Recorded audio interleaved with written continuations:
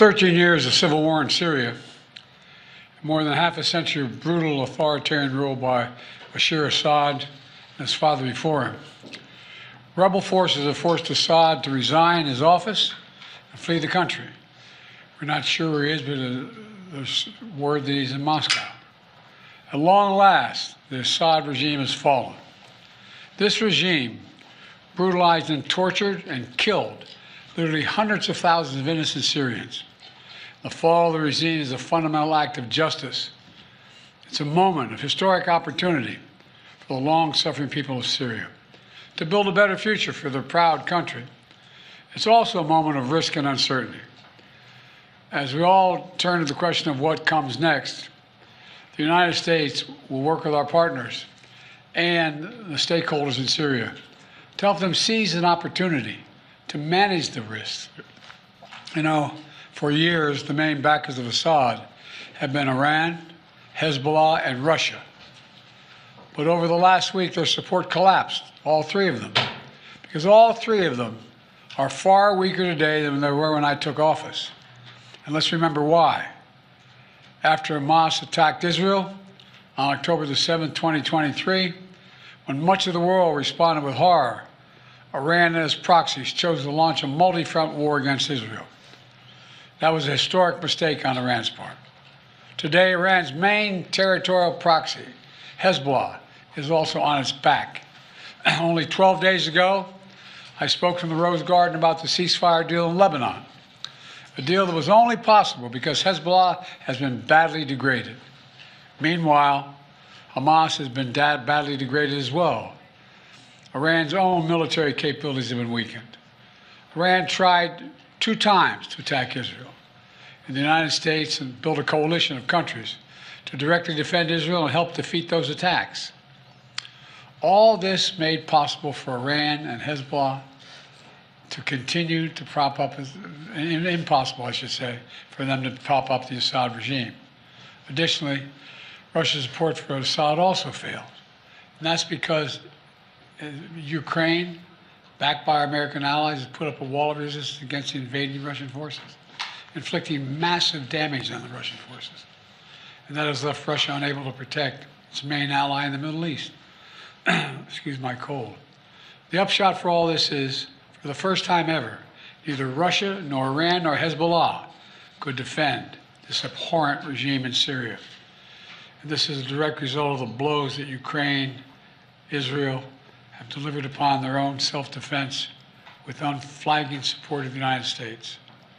You know, over the past 4 years, my administration pursued a clear and principled policy towards Syria. First, we made clear from the start sanctions on Assad would remain in place unless he engaged seriously in a political process to end the civil war, as outlined by the UN Security Council resolution passed in 2015. But Assad refused, so we carried out a comprehensive sanction program against him and all those responsible for atrocities against the Syrian people. Second, we maintained our military presence in Syria, our counter-ISIS, to counter the support of local partners as well on the ground, their partners, never ceding an inch of territory, taking out leaders of ISIS, ensuring that ISIS can never establish a safe haven there again. Third, we've supported Israel's freedom of action against Iranian networks in Syria and against actors aligned with Iran who transported lethal aid to Lebanon. And when necessary, ordered the use of military force against Iranian networks to protect U.S. forces. Our approach has shifted the balance of power in the Middle East. Through this combination of support for our partners, sanctions, and diplomacy, and targeted military force when necessary, we now see new opportunities opening up for the people of Syria and for the entire region. Looking ahead, the United States will do the following.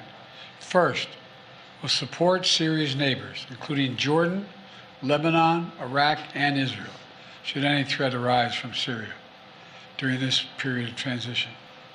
I will speak with leaders of the region in the coming days. I had long discussions with all of our people earlier this morning. And I'll send senior officials from my administration to the region as well. Second, we will help ensure stability in eastern Syria, protecting any personnel our personnel against any threats, and will remain our mission against ISIS will be maintained, including the security of detention facilities where ISIS fighters are being held as prisoners. We're clear-eyed about the fact that ISIS will try to take advantage of any vacuum to reestablish its capabilities and to create a safe haven. We will not let that happen. In fact, just today, U.S. forces conducted dozens of precision strikes, airstrikes, within Syria, targeting ISIS camps and ISIS operatives. Third, we will engage with all Syrian groups, including within the process led by the United Nations, to establish a transition away from the Assad regime toward independent, sovereign, I want to say it again, sovereign Syria, with a new constitution, a new government that serves all Syrians. And this process will be determined by the Syrian people themselves. And the United States will do whatever we can to support them, including through humanitarian relief to help restore Syria after more than a decade of war and generations of brutality by the Assad family. And finally, we will remain vigilant.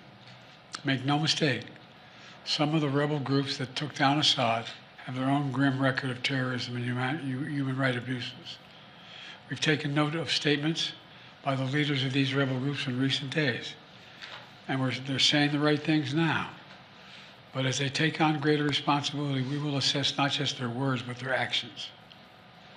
And we are mindful that there are Americans in Syria, including those who reside there, as well as Austin Tice, who was taken captive more than 12 years ago.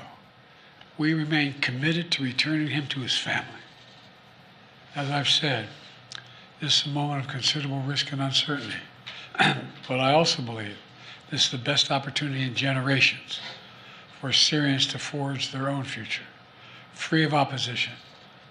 It's also an opportunity though it's far from certain, for a more secure and prosperous Middle East, where our friends are safe, where enemies are contained. And it would be a waste of this historic opportunity if one tyrant were toppled and only to see a new one rise up in its place.